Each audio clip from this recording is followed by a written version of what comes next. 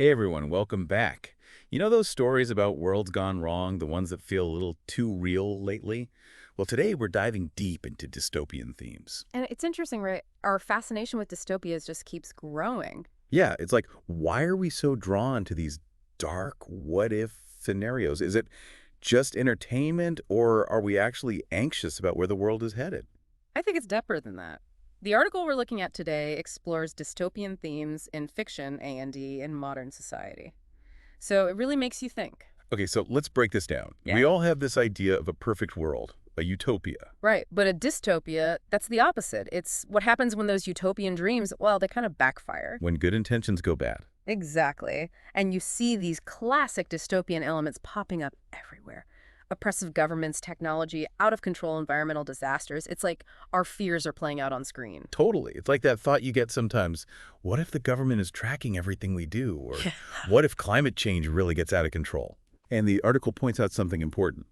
People have always used stories to process their anxieties about the world.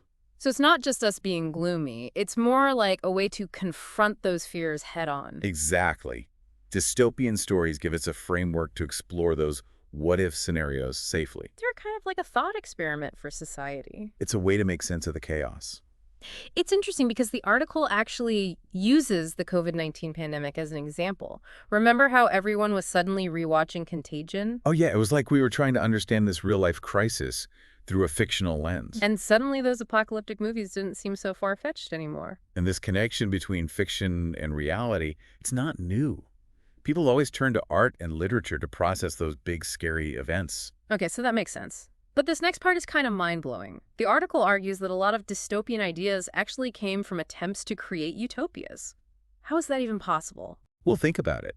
Philosophers like Plato or Confucius, they all had these visions of ideal societies.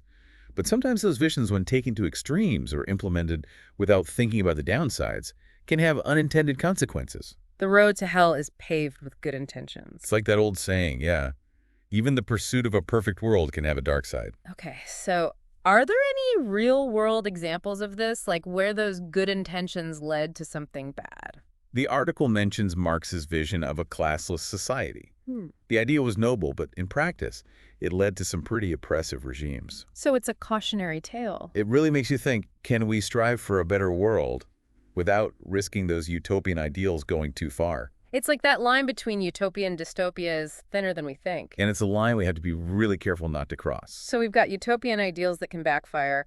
What else makes a dystopia? I feel like technology plays a big role. Well, absolutely. The article talks about technology as this double-edged sword. Yeah. It's powerful and it's constantly evolving. Yeah, and that's what makes it so scary, right? Because we love the convenience. Think about it. I can order anything online with a few clicks. Mm-hmm. But it's also kind of creepy how much data companies are collecting about us. It's like every new app we download, every website we visit, it feels like we're giving up a little bit of our privacy. And the article highlights the growing anxiety, data privacy surveillance algorithms shaping our opinions. Mm-hmm. These aren't just sci-fi tropes anymore. They're part of our daily lives. And it goes even further. The potential for AI to exceed human control. That's a big one. Like in Blade Runner 2049, where the lines between humans and machines are totally It blurred. makes you question, what does it even mean to be human in a world where technology is so advanced? Yeah, and we're seeing this happening now, not just in movies. Self-driving cars, facial recognition, AI making decisions, it's all getting very real very quickly. And the article challenges us to really think about this. Mm-hmm. What's the role of technology in our lives? And what are the consequences, both good and bad, as it keeps developing? So we've talked about oppressive governments, technology gone wrong. What else screams dystopia? Well, the article brings up something you might not expect. Population decline. Wait, how does that create a dystopia? I thought we were worried about overpopulation. It's a different kind of threat. Think about it. Right. A shrinking workforce, economic instability, a strain on social systems. It can lead to a sense of societal decline. Like in that movie, Children of Men, where infertility has basically crippled the world. Exactly. And while that's a fictional scenario, the article connects this to real concerns about declining birth rates in some countries. So it's a potential problem we need to be aware of. It's something to think about, for sure. Okay, so we've got these big, scary, dystopian themes. The article also highlights a few classic works that have really shaped our understanding of these ideas. 1984, Blade Runner 2049, and Children of Men. These stories aren't just entertaining, they're cultural touchstones. They offer these really profound insights into the human condition and where we could go wrong. So they're like cautionary tales. Exactly. They're urging us to be mindful of the choices we make both as individuals and as a society. So it's not about escaping reality, but about facing it in a different light. They hold up a mirror to our anxieties and make us confront uncomfortable truths about ourselves and the world we're creating. Okay, this is getting pretty intense. But I'm also wondering, are dystopian stories all doom and gloom, or is there any room for hope in these dark scenarios? That's a great question. And actually, the article addresses that directly. The presence of hope, even in the bleakest dystopian settings, is really important. It's not just there to soften the blow. It speaks to something deeper about the human spirit. So even in the midst of all this oppression and societal collapse, there's still a flicker of what resistance, the possibility of change. Exactly. And that's something we'll explore further in the next part of our deep dive. We'll look at what this hope in dystopian stories tells us about human resilience and the potential for positive change, even when things seem really, really tough. So we talked about how dystopian stories often come from these like utopian ideals gone wrong, and how technology can be both a blessing and a curse. But what really stuck with me is how the article emphasizes the importance of hope, even in those bleak worlds. It's like a little spark in the darkness. And what's so interesting is that hope often comes from these unexpected places in the stories. It's not always about grand revolutions or some hero saving the day. Sometimes it's about small acts of defiance, human connection, or even just the will to survive. It would be so easy to just give up when you're facing these overwhelming challenges, but these stories, they remind us that even when things are really bad, people find ways to hold on to hope, to fight for what they believe in, to find meaning in their lives, even when it seems like all is lost. Like, think about that newborn baby in Children of Men. In a world consumed by despair Yeah. and the fear of extinction. And that child represents this like glimmer of hope, this reminder that the future isn't written yet. It's crazy how this one tiny spark of life can like rekindle a sense of purpose in a society that was on the verge of collapse. It shows how even in the darkest times, humans have this incredible capacity for resilience and finding meaning and connection. And that's a powerful message to take away from these dystopian stories.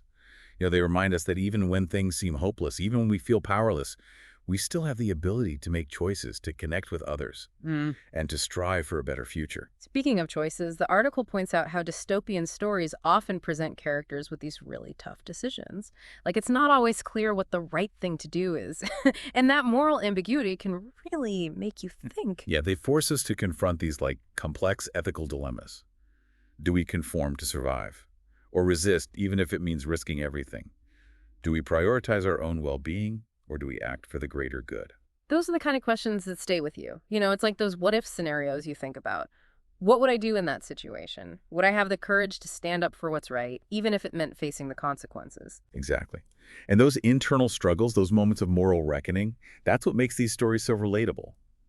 We may not be facing life or death choices like in the Hunger Games or Divergent, but we all deal with our own ethical dilemmas in our lives. So it's like these stories are almost like thought experiments for us. They let us explore different paths, consider the consequences of our actions, and grapple with those tough moral questions, all in a safe space. That's a great way to put it. Dystopian fiction can be a powerful tool for self-reflection, for examining our values and beliefs. They challenge us to think critically about the choices we make and the kind of world we want to create. Okay, so we've talked about how technology can lead us down this dystopian path, but the article also mentions how tech can be a force for good even in those dark settings, right? Absolutely. Like, think about how people use social media to organize protests or raise awareness about injustice, or even just to connect with others who share their values. Even in 1984, where the government controls all communication dial, people find ways to connect and resist using hidden messages and secret meetings. It's like technology can be a tool of oppression, but it can also be a tool for liberation. It all depends on how we choose to use it. Exactly. It's about recognizing that technology itself is neutral. It's the human intentions behind it that determine whether it's used for good or evil. This makes me think about Blade Runner 2049. You know how the replicants, even though they're artificial beings, they seem to have this deeper understanding of humanity than some of the actual humans in the film. That's a really interesting point, and it speaks to the power of these stories to make us question our own values. Blade Runner 2049 forces us to confront what it would mean to create beings that are basically indistinguishable from us. If we do create AI that can think and feel for themselves, What are our responsibilities to them? Yeah, are we ready to face the ethical questions of a future where the line between human and machine becomes even more blurry? Those are questions we need to be thinking about now. And the article suggests that these dystopian stories, they can serve as a warning, but they can also be a source of inspiration, encouraging us to use technology responsibly and to really consider the consequences of our choices. Okay, so we've talked about hope choice technology, but I keep thinking about this, how dystopian stories at their heart, they're really about power. Who has it, who abuses it, and who resists it. That's a really sharp observation. The article doesn't explicitly focus on that, but it's definitely a theme that runs throughout the genre. Dystopian narratives, they often explore the dangers of unchecked power, whether it's in the hands of governments, corporations, or even just individuals. Like in the Hunger Games, where the capital exploits and oppresses the districts just to stay in control, or Divergent, where society is split into these factions based on personality types, leading to conformity and suppressing individuality. Right. These stories show us systems where power is concentrated in the hands of a few, Yeah. and that leads to inequality and justice and the suppression of individual freedoms. And they also show how those in power often use fear propaganda and manipulation to maintain control. It's like they create a society where people are so afraid or so conditioned to obey that they don't even think to question the way things are. Exactly. And that leads us to another chilling aspect of dystopian fiction, the seductive appeal of authoritarianism. It's a disturbing thought, but the article touches on how, even in these oppressive worlds, there are people who actually embrace control, who find comfort in order and security, even if it means giving up their freedom. It's like sometimes the chaos and uncertainty of freedom can be scary, so people are willing to give up their autonomy for the illusion of safety and stability. It's a dangerous temptation. And dystopian stories often explore that with a lot of realism. Think about the citizens of Oceania in 1984. They've been conditioned to accept Big Brother's rule, to believe that ignorance is strength and freedom is slavery. They've been brainwashed into embracing their own oppression. It's a stark reminder that dystopias aren't always imposed from above. They can also be embraced from below. It's like we have to be vigilant not just against external forces that might try to control us, but also against our own tendency to surrender our freedom out of fear or complacency. That's a crucial point. We have a responsibility to be critical thinkers, to question authority, and to fight for our rights and freedoms. Dystopian stories remind us that the road to tyranny can be paved with good intentions, with promises of security, or with the appeal of simplicity. We have to be aware of those dangers and resist the temptation to trade our liberty for the illusion of safety. This is heavy stuff. It's like these stories are showing us the dark side of human nature, our capacity for cruelty and compliance. But even with all this darkness, there's still that glimmer of hope, that belief in the possibility of change. Exactly. And that's what we'll dive into in the final part of our deep dive. We'll look at what these dystopian narratives ultimately tell us about ourselves, Right. our capacity for both good and evil, and our responsibility to shape the future we want. So we've gone deep down the rabbit hole here. Utopian dreams gone bad. Technology's tricky nature. And even that scary appeal of giving up control. But the big question for me is, what do we do with all this? How do we actually take these fictional warnings and apply them to our lives? That's the real challenge, isn't it? It's easy to get swept up in these stories, but then you walk out of the movie or put down the book and it's back to real life. How do we make those dystopian lessons stick? Right, because I can watch The Hunger Games and be on the edge of my seat, but then I leave the theater and it's back to my everyday routine. How do we bridge that gap? I think the first step is awareness. We have to start paying attention to the little ways those dystopian themes might be showing up in our own society. So not just watching 1984 and being like, oh, that's creepy, but actually connecting it to real things like the loss of privacy online or how misinformation spreads. It's about seeing those warning signs in our own world. Exactly. We need to be critical thinkers, not just passive consumers of information. Question what you see and hear, especially online. Yeah. It's so easy to get trapped in those echo chambers where everyone just agrees with you. Yeah, once you start seeing those dystopian parallels, it's hard to ignore them. And hopefully that awareness can push us to make a change. It can be a powerful motivator. Okay, so awareness is key, but what can we actually do to avoid sleepwalking into a dystopia? It feels so huge sometimes. It can feel overwhelming. But remember, we're not powerless. Change starts with what each of us does, and even small choices matter. Like what kind of choices? Give me some examples. Think about your own habits. What are you buying? Are you supporting companies that align with your values? What information are you consuming? Are you doing anything to protect your privacy online? So like voting with our wallets, being more careful about what we read and watch, Yeah. and maybe putting down our phones once in a while to have an actual conversation. That's it. It's Uh-huh. about taking back control, remembering that we're not just passive consumers. We can actively shape the world around us. Okay, that makes sense. But what about those bigger issues that feel way beyond what one person can do, like inequality, climate change, political polarization? Those feel impossible to tackle. That's where collective action comes in. Get involved in your community, support organizations that are fighting for what you believe in, and hold your leaders accountable. We're all part of the solution. So it's not about waiting for someone to save us. We each have a role to play in creating a better future. And dystopian stories can actually be inspiring. They show us that even when the odds are stacked against you, ordinary people can make a difference. Just think about the rebels in the Hunger Games or Winston's act of defiance in 1984. They didn't win in the traditional sense, but they sparked hope. They showed that resistance is possible. It's like those characters are telling us, hey, don't just accept a dystopian future as inevitable. We have the power to choose a different path, to fight for what we believe in, and to create a world that reflects our hopes, not our fears. That's the key, isn't it?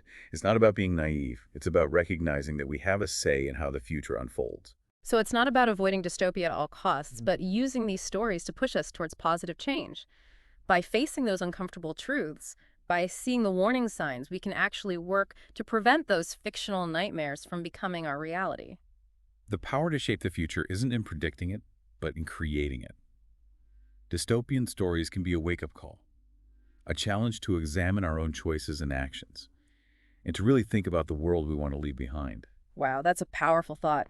And on that note, we've reached the end of our deep dive into dystopian themes. I don't know about you, but this has been both thought-provoking and kind of empowering. It's been a fascinating journey, and I really encourage everyone to check out the article we discussed and some of those films and books we mentioned.